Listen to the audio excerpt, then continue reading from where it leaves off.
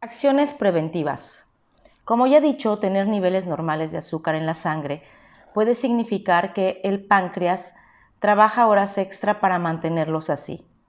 Si nos basamos en eso, veremos que los niveles de altos de insulina se harán evidentes antes de que aumente el azúcar en la sangre y la persona se vuelva diabética. Por eso es tan importante no solo medir los niveles de azúcar en ayunas, sino también los de insulina.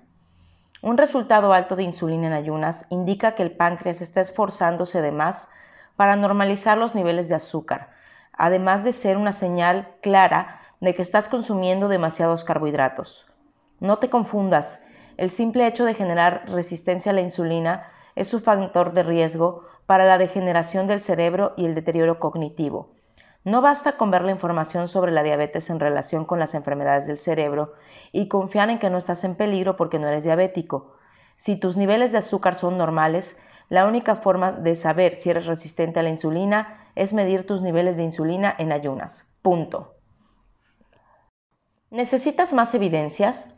Veamos entonces los resultados de un estudio realizado en 2005 que observó a 523 personas de 70 a 90 años de edad que no tenían diabetes ni azúcar alta. Sin embargo, sus niveles de insulina en ayunas mostraban que muchas de ellas eran resistentes a dicha insulina. El estudio demostraba que estos individuos tenían un riesgo mucho mayor de sufrir deterioro cognitivo en comparación con quienes poseían rangos normales de insulina. En términos generales, mientras menor fuera el nivel de insulina, mejor. El nivel promedio de insulina en sangre en Estados Unidos es de 8.8 unidades por mililitro en hombres adultos y de 8.4 unidades por mililitro en mujeres. Sin embargo, dado el grado de obesidad y de abuso de carbohidratos en este país, me atrevo a afirmar que estos valores promedio deben ser muchos mayores de los que se considera ideal. Los pacientes que cuidan mucho su ingesta de carbohidratos exhibirán niveles menores a 2.0, lo cual es una situación ideal, pues implica que su páncreas no está trabajando de más, que el azúcar en la sangre está bajo control absoluto, que tienen poco riesgo de desarrollar diabetes y que no muestran indicios de resistencia a la insulina. El asunto fundamental es que si tu nivel de insulina en ayunas es elevado, por encima de 5, puedes mejorarlo, lo cual te enseñaré a hacer en el capítulo 10. Antes de continuar, te compartiré datos científicos recientes y actualizados que demuestran qué tan dañinos son los niveles elevados de azúcar en la sangre para el cerebro. Sé que no lo he subrayado bastante, pero quiero reiterarlo para que no se te olvide. El impacto que tiene la glucosa sérica en el cerebro no es exclusivo de la diabetes tipo 2. Los niveles de glucosa, incluso en rango normal, pueden tener un impacto significativo en la atrofia total del cerebro y de la materia gris. Dicho de otro modo, el azúcar en la sangre es sinónimo de encogimiento cerebral. Esta conclusión se deriva de aquel artículo de revisión de 2018 que mencioné con anterioridad, hecho por un grupo de investigadores australianos que realizó estudios de seguimiento a investigaciones previas. También toma en cuenta varios otros estudios realizados a nivel mundial para demostrar la fuerte correlación entre los niveles de glucosa en sangre, que son consecuencia del consumo de carbohidratos y del deterioro neurológico y la atrofia cerebral, independientemente de la presencia de diabetes. Esto significa que la asociación entre glucosa en la sangre y atrofia cerebral y riesgo de demencia es importante, incluso en personas sanas. De hecho, se ha demostrado que hasta las elevaciones leves de azúcar en la sangre disminuyen la funcionalidad de varias regiones cerebrales que suelen verse afectadas por el Alzheimer. Como verás, lo normal no está definido con claridad, así que, aunque tu médico te diga que estás dentro del rango normal, podrías estar en el extremo superior de ese rango, sobre la cuerda floja de la diabetes. Por ende, no sorprende que adoptar una dieta baja en carbohidratos ayuda a controlar niveles de azúcar en la sangre y disminuye el riesgo de demencia. Estrategia sustentada por la ciencia. En el caso de las personas que ya padecen diabetes tipo 2, la ciencia afirma que la efectividad de la dieta baja en carbohidratos es comparable con la terapia con insulina. También hay que tener en cuenta que, a partir de los 60 años, el cerebro humano promedio se atrofia 0.5% al año. Aunque parezca poco, se va sumando, y a continuación veremos que el volumen cerebral también puede estar ligado a la grasa corporal. Mientras más gordo seas, más pequeño será tu cerebro. Casi todo el mundo tiene la noción de que tener sobrepeso no es saludable. No obstante, si necesitas otra razón para deshacerte de esos kilos de más, quizás te motive el miedo a descerebrarte, en sentido literal y figurado. Cuando estaba en la escuela de medicina, prevalecía la idea de que las células grasas eran contenedores donde las masas indeseables de grasa excesiva podían pasar el tiempo discretamente al margen.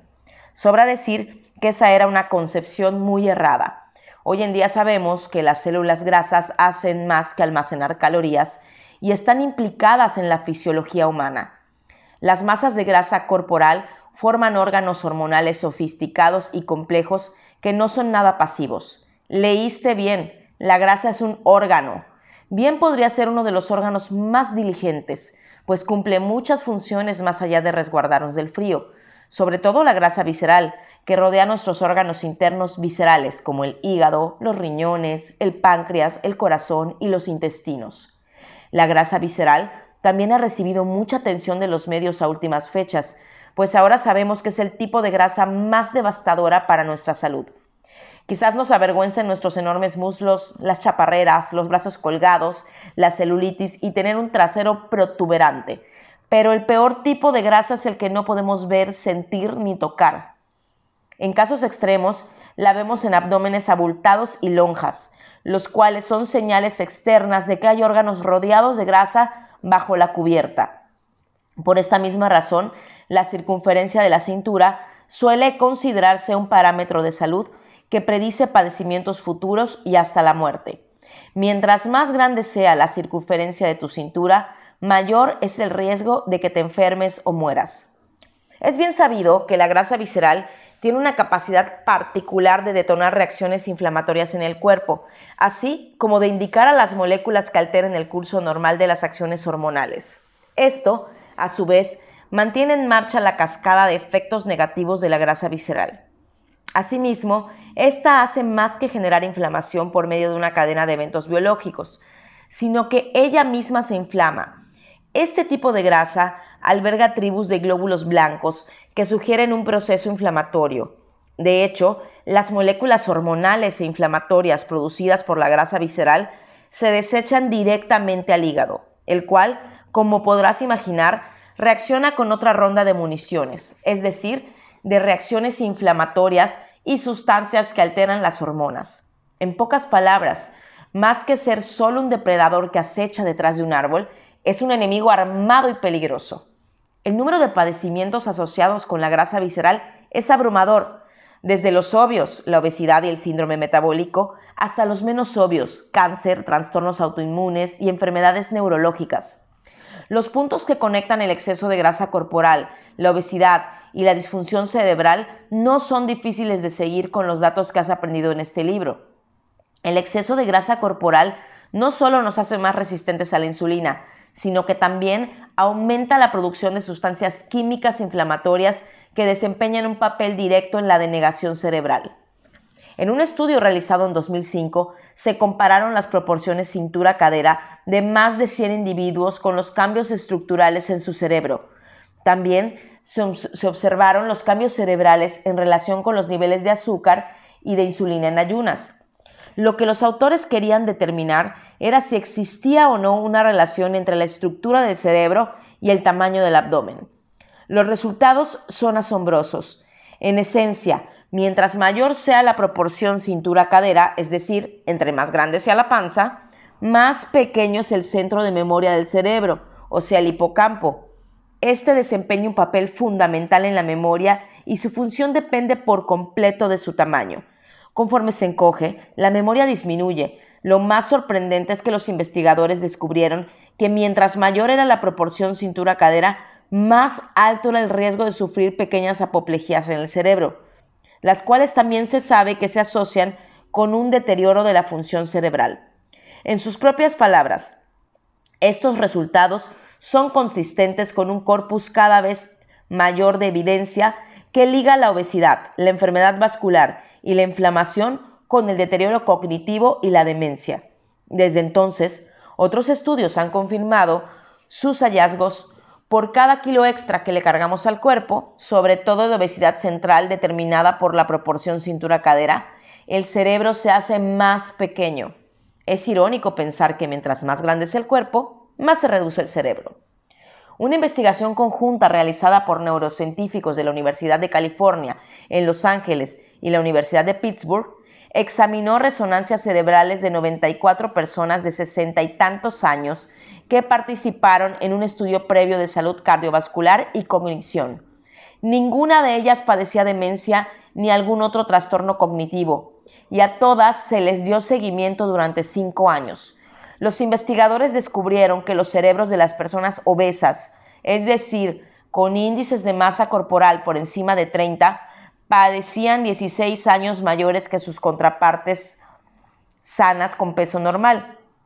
Quienes tenían sobrepeso con índice de masa corporal de 25 a 30 se veían 8 años más viejos que los individuos delgados. Lo importante es que la gente con obesidad clínica tenía 8% menos tejido cerebral, mientras que aquella con sobrepeso poseía 4% menos masa cerebral que los individuos con peso normal. Buena parte de este tejido perdido pertenecía a las regiones frontales y temporales del cerebro, que es donde se toman las decisiones y se almacenan recuerdos, entre otras cosas. Los autores del estudio señalaron con toda certeza que sus hallazgos podían tener implicaciones serias en individuos ancianos con sobrepeso u obesos, como un riesgo más elevado de desarrollar Alzheimer. Sin duda, se trata de una serie de círculos viciosos que se apoyan entre sí. La genética puede afectar la propensión de una persona a comer en exceso y subir de peso, lo cual se traduce en bajos niveles de actividad, en resistencia a la insulina y en riesgo de padecer diabetes.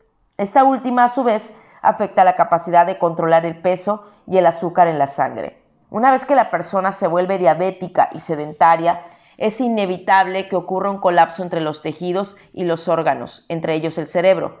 Asimismo, una vez que este último empieza a degenerarse y a encogerse a nivel físico, comienza a perder la capacidad de funcionar de manera adecuada, es decir, que los centros del apetito y de control de peso del cerebro no irán a todo vapor e incluso podrían estar fallando en gran medida, lo cual a su vez alimenta el círculo vicioso. Es importante entender que es urgente empezar a perder peso, pues los cambios ocurren tan pronto como el individuo empieza a hacerse de peso sobrante. Hasta cierto grado podemos predecir si el cerebro padecerá dentro de 30 años tan solo midiendo la grasa corporal.